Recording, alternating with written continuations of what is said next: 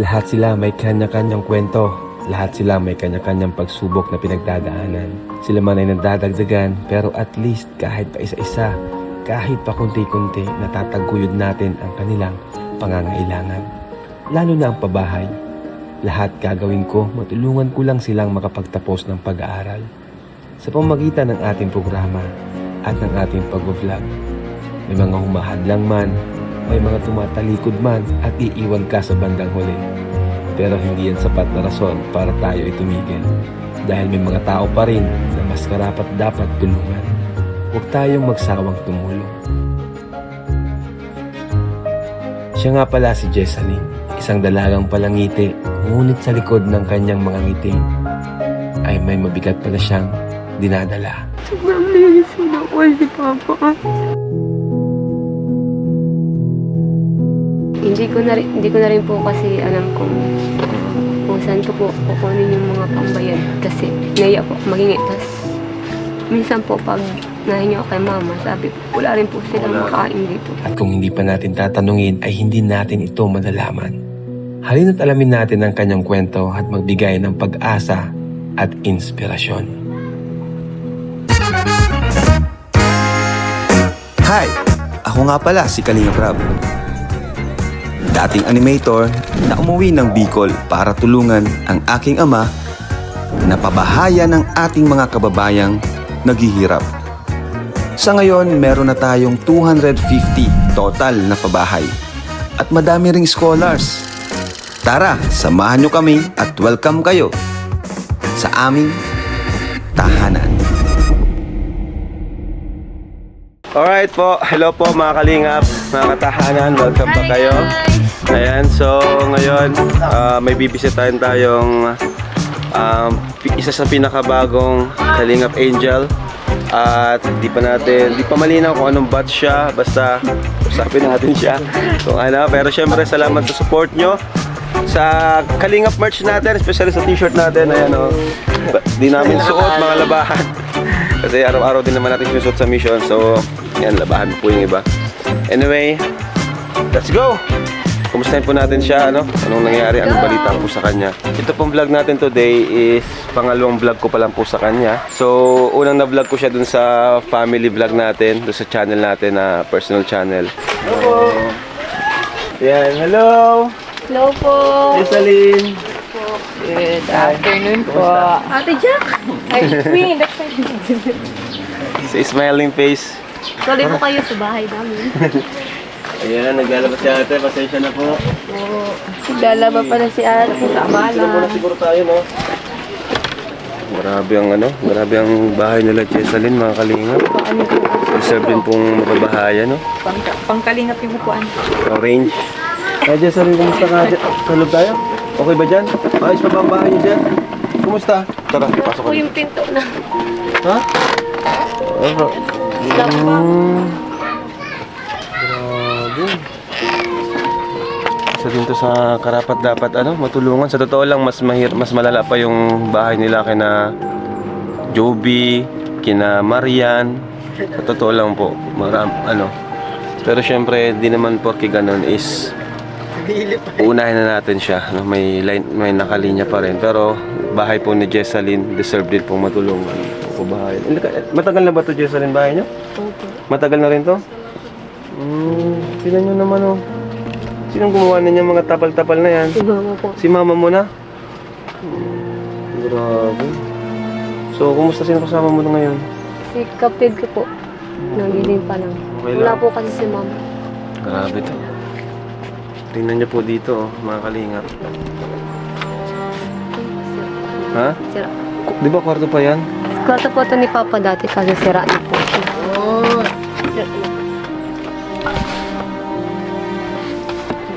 Grabe talaga ang buhay natin dito sa Pilipinas. Kaya buti na lang may mga charity vlogger, no? Na yung iba minamasama pa. Pero ang layo nilang naman natin makatulong. Siyempre sa pamamagitan ng pag-vlog natin, di naman tayo mga politician para makapaghatid ng mga tulong na di na kailangan ng pag-vlog. Pero every time na nag-vlog tayo, nagpapaalam naman tayo sa kanila na ito ay ma-upload sa YouTube, di ba? So, yun. Wala na rin tayo maupuan dito. Yung ilaw nyo, tinan mo. Dito na tayo, sa Sige. labas. So, yan, Jessalyn, di ba? Last time na pumunta kami dito is yung burol lang yung papa, no? So, kumusta naman ngayon na buhay nyo? Gusto kitang kamustahin mula nang nawala si papa mo. Kuya, Hindi, okay lang. Huwag kang mahiya sa amin. Mahiya ka? Bakit? Huwag kang mahiya sa amin kasi mga kuya mo kami dito. Yan kami sina J. Brad, sila Norman, Ate Chop mo. Kumusta kayo? Pasensya ka na sa tanong ko medyo gusto lang talaga kitang kumustahin kasi alam ko, nakita kita, nakangiti ka, nakangiti pero alam ko may mga pinagdadaanan ka rin. Alam ko nagiging way mo lang yon para makalimutan yung mga pinagdadaanan mo. At masaya nga ako kasi may mga kaibigan ka na nakakaramay mo, di ba? Natutuwa ako kasi may mga kaibigan ka. Nakikita ko na mabuti kang tao kasi ang dami mong kaibigan. Di ba? Isa yun sa para sa akin lang Para sa akin, kapag marami kang kaibigan, maraming nagdadamay sa'yo. Parang ibig sabihin yun, para sa akin, yun, sign yun na isa kang mabuting, marami kasing kaibigan na nakikiramay sa'yo. So, kumusta ka, Jessalyn? Kumusta kayo, family? okay naman po. Okay naman po sa ngayon. Pero, lagi ko po kasi napapanaginipan si Papa. Napapanaginipan mo siya palagi. Ano yung mga Yung po, yung napapanaginipan ko po, lagi po siya nagpapaalaga sa akin. Grabe Kaya yun din po yung kaya po lagi akong nakalaati siya. Sabi na tama ang hinala ko. Kasi ayoko po mag-isa sa boarding. Sabi ko na. Alam ko napapanaginipan mo siya. Siguro may gusto siyang sabihin sa'yo. Ngayon na lang, siguro di natin alam kung nandito siya or na mapapanood niya to, malalaman niya to. Ano yung gusto mong sabihin sa kanya? Para naman kahit pa paano. Sobrang linis na ako si Papa. Gusto ko po siya makasama. Hirap talaga mawala ng tatay, lalo na kung babae. Close pa sa kanyang ama. Ilang taon na si Papa mo? Bata pa. 64. Pero close talaga kayo ni Papa mo. Hindi po kami close kaya yun po.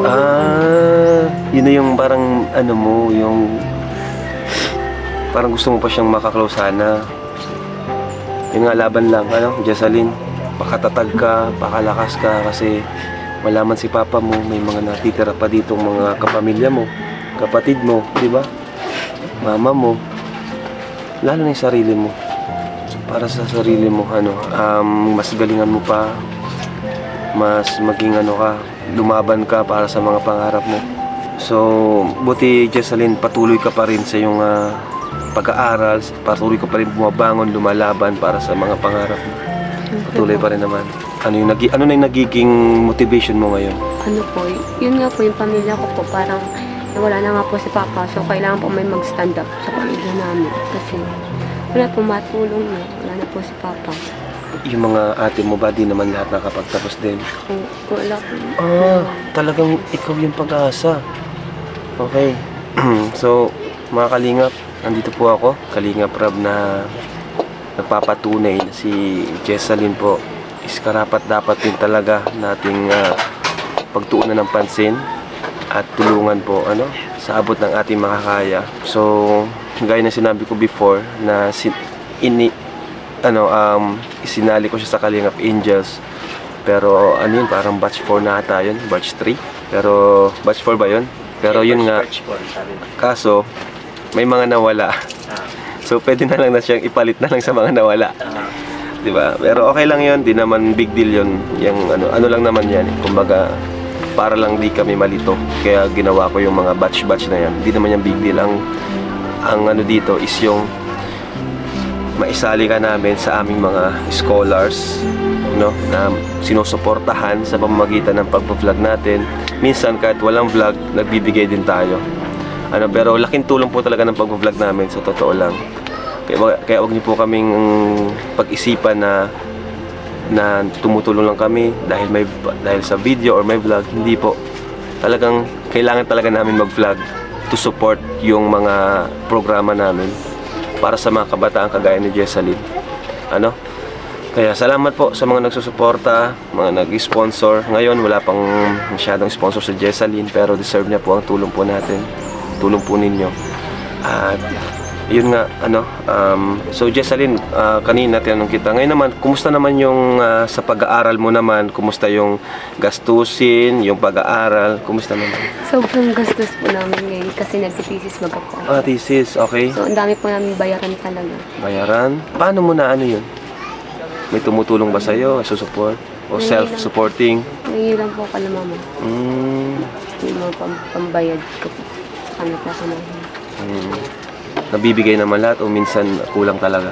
Minsan lang po kanahin. Minsan ka lang nahingi kapag wala na? Kailangan lang po talaga. Okay.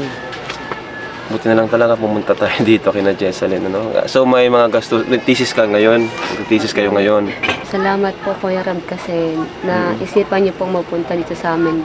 At dito po na-expect na makapunta po kayo ngayon dito. So, salamat. Hindi ko na rin po kasi alam kung saan ko po kukunin yung mga pambayad kasi naiya po maghingi. Tapos minsan po pag nahingi ako kay mama, sabi po, wala rin po silang makain dito. Kaya, okay, so saktong-sakto yung dating natin. Kaya mo Jessalyn, andito na ang Team Kalingap. No need to worry na.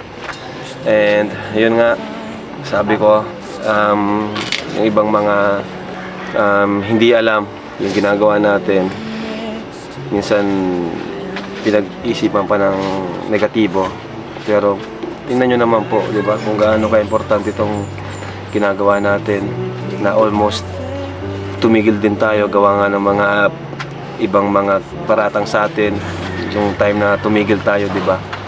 Pero naisip ko, paano yung mga kabataang naghihintay sa atin. At yun nga, mapapansin nyo, mga kabataan talaga yung focus natin kasi sila yung pag-asa ng pag-asa ng lipunan, di ba? Sila yung gustong makapag-aral. Saka hindi lang naman basta kabataan yung tutulungan natin. Yung willing na makapagtapos, yung may pangarap sa buhay. Kasi in the future, sila yung pag-asa ng bayan natin, di ba? Kaya kung mapansin nyo, focus tayo sa mga scholarship, mga kabataan talaga. Pero di naman nawawala din yung mga senior, no? Pero kadalasan sa mga senior, si Kuya Bal talaga. Ayan. Kapag senior ang tutulungan kasi natin, after pabahay, halos tapos na kaagad. Parang ganon. Inuuna natin yan sa pabahay. Jessalyn, about naman dito sa bahay nyo na ito, syempre, sobrang luma na, no? Trapal. Kapatid mo yan? Opo. Lalaki? Yan po yung bunso namin. Okay. Itong lupa ba na ito, lupa ba ninyo ito? Or pwede kayong magpatayo dito ng ano? Ang alam ko po, kailangan po namin itong bayaran ng lupa. Okay. O, walang problema. Kung basta kaya natin bayaran. Hindi kasi, sana nadaan nyo dito. May parang may bahay dito, tapos may gate doon. Ito, pwede na yan. Pwede po itong daanan. Pag sakaling maayos man to, clearing to, yun dito na yung daan. Pwede po siya. Daan din po talaga niya. Oo, daan na yan. Okay lang. Pero, Jessalyn, okay. Siyempre, sinabi ko naman na sa'yo dati na ikaw ay magiging Kalingap Angel, di ba? Ano yung mo doon? Ano yung masasabi mo doon? At ano rin yung pwedeng komento mo sa pagiging Kalingap Angel na part na ng Kalingap? Kagaya nung halimbawa, nakikita mo yung ibang mga sobrang nabago yung buhay. Ano yung komento mo doon? Sobrang na-amaze po ako. Sobrang nakaka-bless kasi sa dami po ng nangangailangan ng tulong, isa po ako sa napili niyo. Kaya super thankful po kay Lord. Tas sa inyo rin po kasi binigay po kayo ni Lord sa buhay namin para tulungan po kami. Kaya sobrang salamat talaga. Grabe, ang gandang pakinggan ng ganong mga pag-appreciate sa atin, di ba? Nakita ko din po dun sa mga dating angels po. Tulad po nila Carla, sobrang po, ang ganda po ng bahay nila. Parang nagiging maayos po yung buhay nila.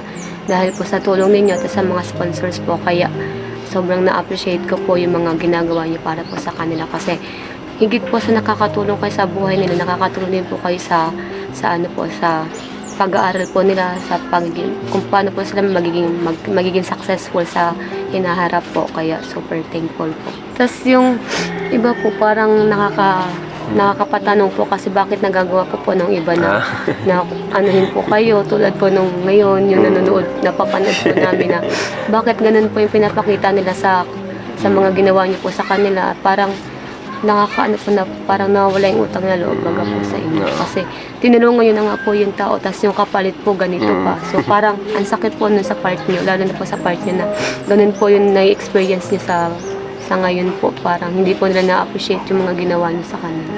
Pero sa totoo lang, Jessalyn, hindi naman talaga kami naghihingi ng, ng utang na loob kasi unang-una ginagawa namin to dahil para kay Lord.